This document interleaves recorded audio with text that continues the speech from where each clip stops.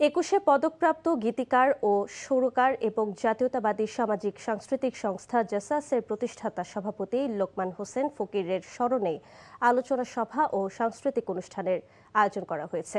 শনিবার সন্ধ্যায় রাজধানীর সেগুনবাগিচায় শিল্পকলা একাডেমির জাতীয় নাট্যশালা মিলনায়তনে এই অনুষ্ঠানের প্রধান অতিথি ছিলেন ডাক যোগাযোগ ও তথ্য প্রযুক্তি এবং বিজ্ঞান ও প্রযুক্তি মন্ত্রী ফকির মাহবুব আনাম।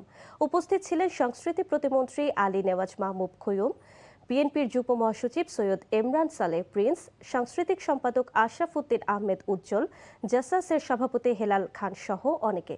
বক্তারা বলেন, সংস্কৃতি অঙ্গনে লোকমান হোসেন ফকিরের অবদান অসামান্য। জাসাস গঠনে তার ভূমিকার কথা উল্লেখ করে বক্তারা আরও বলেন, দেশের সাংস্কৃতিক বিকাশে জাসাসকে অগ্রণী ভূমিকা পালন করতে হবে।